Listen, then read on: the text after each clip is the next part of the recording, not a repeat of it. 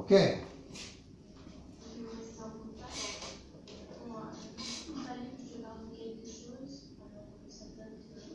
Longtemps déjà. Quand on était petite, on habitait au village, il y avait une maison près de chez moi, avec un voisin. J'aimais bien regarder les dessins animés et puis un jour. Tu es concentrée, elle est attentive, mais déjà elle est un peu craintive. J'essaie de le jouer.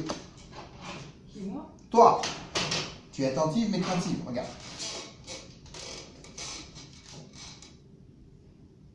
J'attends ce qu'elle va me dire. Tu pourrais être comme ça, je le refais, hein, comme ça. Oui, moi, oui. D'accord. Ok. Parce que quand elle dit, je veux... Avec une certaine aisance, confiance ou autre, tu vois, manière d'être de ce genre. Mais non, là, tu es comme très... déjà tendu. Non. Ça. Oui. Explique-moi, oui. Si je m'entends bien. Voilà, qu'est-ce qui va se passer, qui t'aime bien.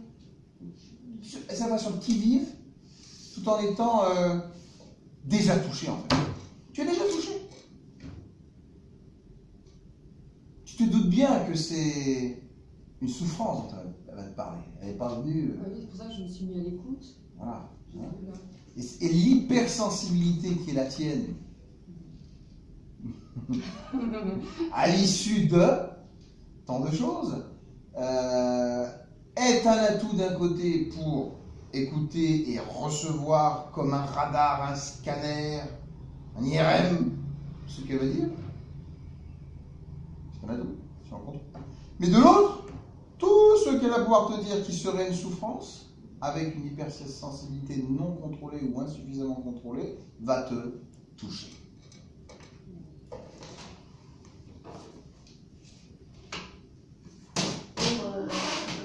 On a invité chez lui, on a invité des fils.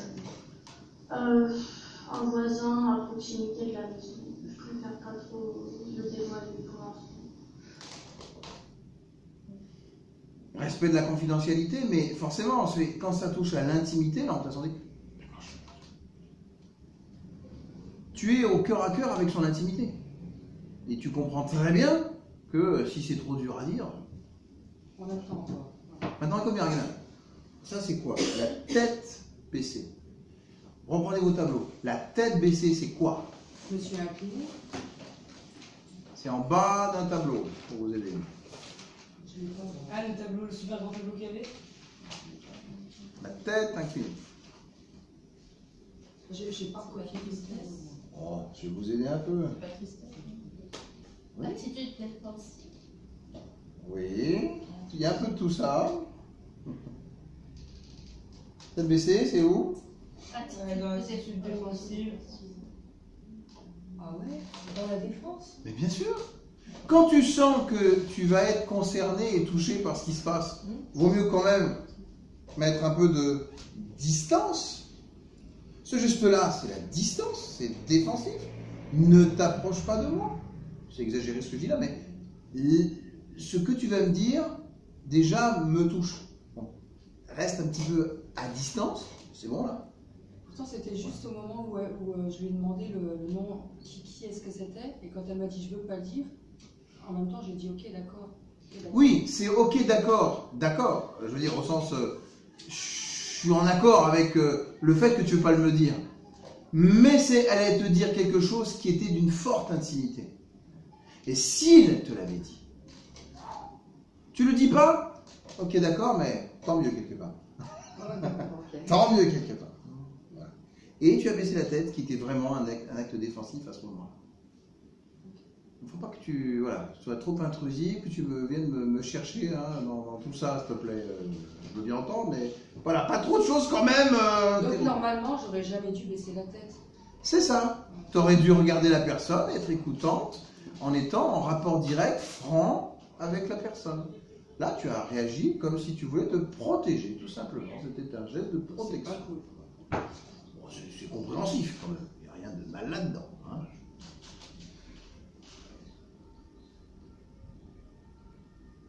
Je préfère pas trop le dévoiler pour pas. Puis, savez, cette façon qu'ont les personnes ayant été victimes, étant de nature hypersensible, étant juvénile pour plein de raisons, de toujours,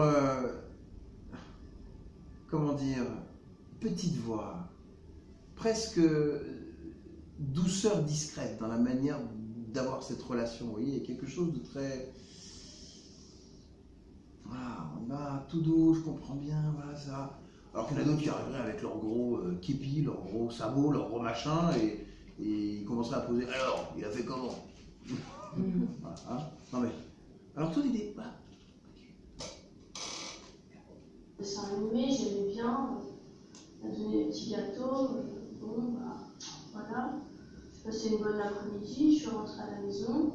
Puis pendant tous les mercredis après-midi, il commençait, c'était la routine. Il m'invitait à regarder des dessins animés et un jour, il a commencé à me faire des choses, me toucher là où il ne fallait pas. J'étais pas à l'aise, mais pour moi c'était normal. Enfin, j'étais petite, je pouvais rien dire, c'était un adulte. Après, c'était ça pendant toutes les semaines, sans arrêt. Non, le sourcil, toutes les semaines.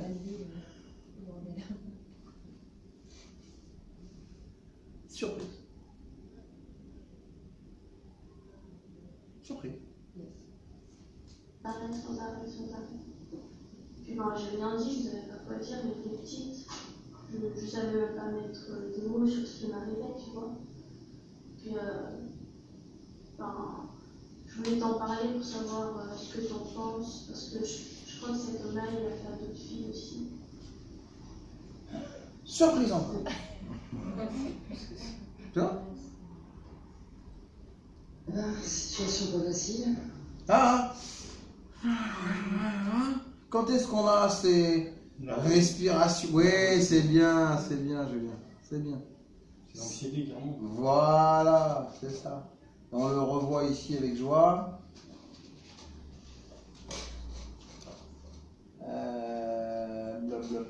Blablabla. Soupirer. Nervosité, incertitude, c'est la dernière colonne. Elle a eu un grand nerveux aussi Voilà. dans ma vidéo, j'ai oublié quand c'est, mais. Ouais, mais c'est vraiment. C'était pas un truc rapide. Hein. Là, c'est le vrai soupir qu'on a vu. Et le soupir, c'est. Mon Dieu, quoi. Voilà, il y a un peu de l'anxiété, il y a un peu de nervosité, il y a un petit peu d'incertitude, de l'inconnu. Qu'est-ce qu'il va faire? Qu'est-ce qui va se passer? Jusqu'où on va aller et comment je vais gérer ça? Parce que c'est même pas. C'est autant comment je vais me gérer moi que gérer elle. Donc là, on comprend bien l'incertitude. Eh oui. C'est bien. Je pense que tu vas pas être bien par rapport à tout ça. Merci de t'être confié à moi. Là, c'est un point choc. Tu me dis ça. Oui. Là, tu l'as pas surjoué. Hein, tu vois, la crispation, on sent que ton corps, t'es pas détendu, t'es pas à l'aise, t'es crispé. Et... Ouais, mais elle rapproche chez moi quand c'est voulu l'attraper, il va regarder un jour. J'ai failli lui prendre des Oui, oui. C'est plus qui a doit aider. C'est vrai. C'est très vrai. Et si tu veux, ça, ce que tu joues là, c'est bien sûr un peu trop anxieux et un peu trop nerveux, mais ça va dans la bonne direction. Vaut mieux être ça, proche d'une victime, sans l'être trop. Hein. En tout cas, c'est un aspect important dans le relationnel. Parce que la victime sent, certes, que tu souffres de plus en plus à vivre ça, mais quelque part, tu es vraiment écoutant, tu es vraiment sensible, tu es vraiment avec elle. Trop, mais en tout cas, tu es présente. Voilà. Ce qui est difficile aussi pour elle, de justement pouvoir trancher entre ces deux émotions, c'est qu'en face, c'est joué. Et oui. Si jamais elle avait été un peu plus naturelle, si elle avait eu, elle aurait pu savoir s'il fallait qu'elle penche d'un côté ou de l'autre, et là, elle ne peut pas savoir. Tout à fait. Mais je comprends que tu vas vraiment. Oh, c'est difficile de gérer la situation d'un coup comme ça. Laisse-moi un court instant. Non, mais je comprends pas. On sent que. Voilà. C'est ça la surprise. C'est ça la vraie surprise. D'ailleurs, hein, regarde ton visage, là, on peut difficilement faire mieux si je te mets en face la surprise.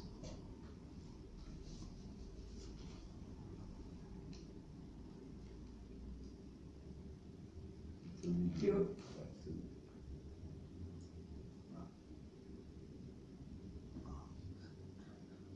Alors, il faudrait les deux images, hein, mais voilà. Essaye d'imaginer ça, de bien mémoriser ça, les yeux légèrement écarquillés, la bouche légèrement ouverte, tout est figé, comme statufié vraiment, surpris par ce qui se passe, et toi.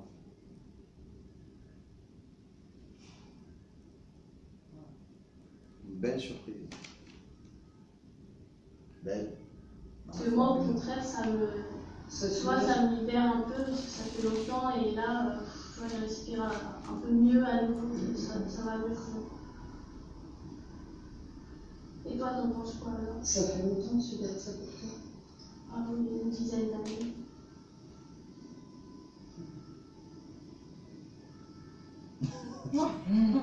Ouais, tout est waouh, hein, tout est statut. Pénétré. Ouais, c'est parce qu'elle a joué le rôle de la meilleure amie. Je crois qu'elle aurait joué le rôle d'une inconnue. J'aurais été un peu plus. Carré, Ouais, peut-être. tu crois? Oui, il fallait jouer de toute façon la meilleure amie pour la proximité. Donc, du rôle, plus c'est difficile sûr. encore. Je sais pas toi si ça a pu arriver à d'autres filles du quartier, par exemple. Personne n'en a jamais parlé, il y a que moi.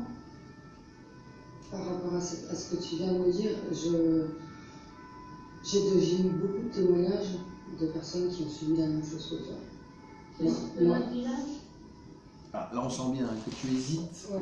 à parler de toi et tu vas prendre d'autres personnes à témoin de ce qui aurait pu t'arriver. Tu vois, on sent bien cette hésitation, ce va-et-bien, j'en dis pas, je ne dis pas, peu importe. L'essentiel, c'est que cette hésitation-là, elle se traduit, elle est assez flagrante, je dirais. Ouais, je suis carrément. Voilà, entre deux eaux et en tout cas, dans un entretien normal, il faut, dans la mesure du possible, éviter de montrer cette hésitation, qui est évidemment une faille sur laquelle elle aurait pu s'engouffrer, ou toi, d'être un peu déstabilisé. Donc, tu oublies tout, à la limite, et puis tu te mets dans la peau de l'aidant, tout simplement. De notre village. Ah, qu'est-ce que je pourrais imaginer? Alors, non, mais c'est très intéressant, parce qu'encore une fois, regardez, au moment où tu cherches, où il faut donc imaginer un scénario. Regarde bien où tu De vas. notre Tu l'as. village. Olé! C'est en haut à gauche que tu vas. Et au moment de l'hésitation, dont on parlait juste avant, c'est en bas. Ben oui, c'est en haut. L'hésitation, c'est j'ai un souvenir personnel, j'ai une réalité qu'elle me donne.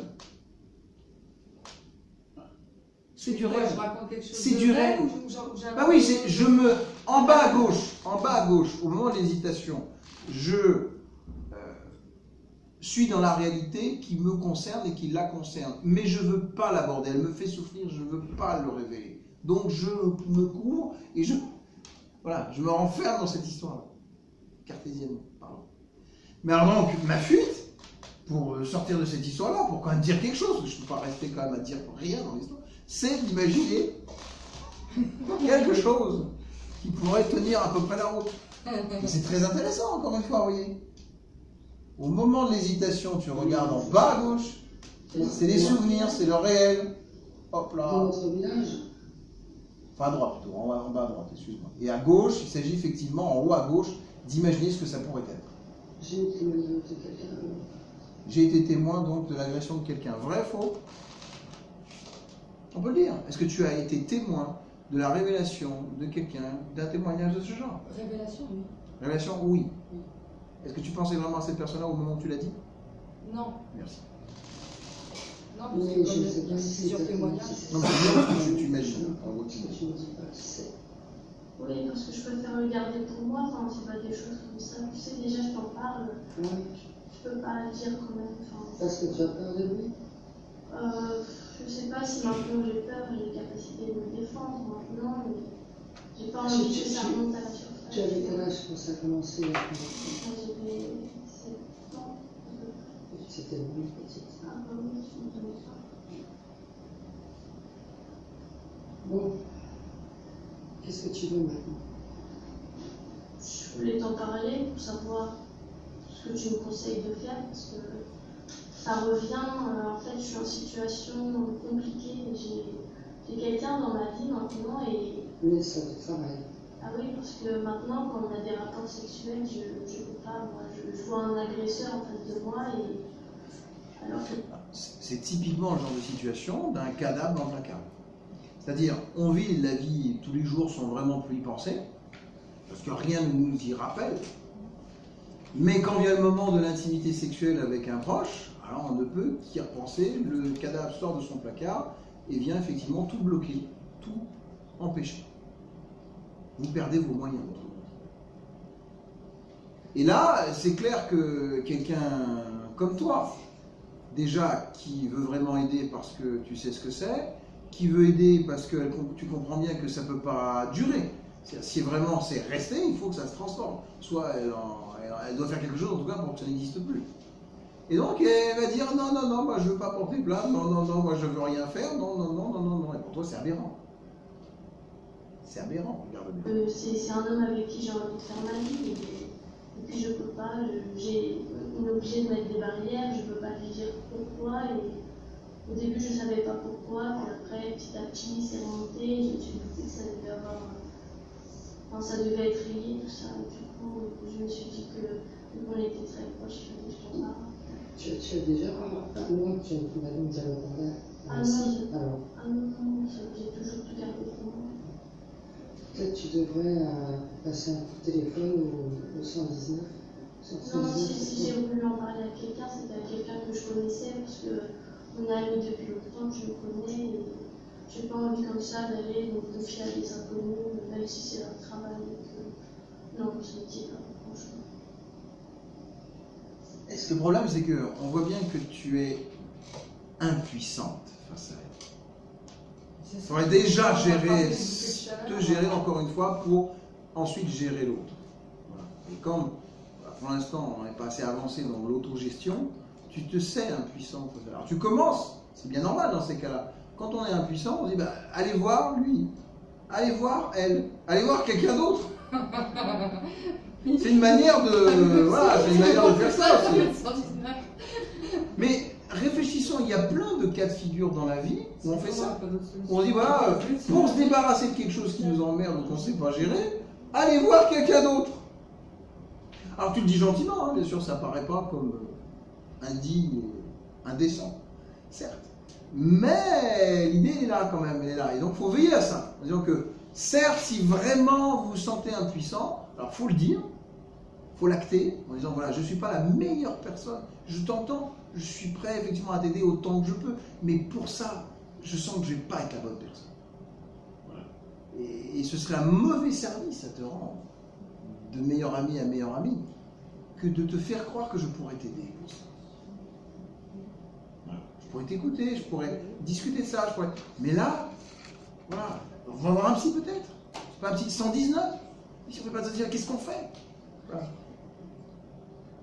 Et ça, l'impuissance, vaut mieux la dire plutôt que de se retrouver acculé au mur, parce que ça va t'aggraver ta culpabilité si ça continue.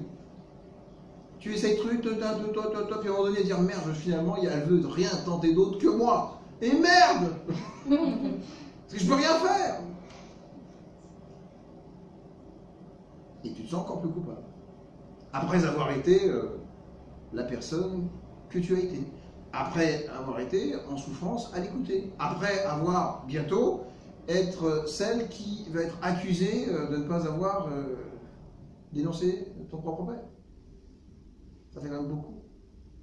Donc il faut essayer de trouver des bonnes attitudes pour en toute bienveillance et en toute responsabilité, dire je ne peux pas déjà, je ne peux pas gérer ça pour l'instant. Je ne suis pas la bonne personne pour toi, vraiment. Et il vaut mieux le dire.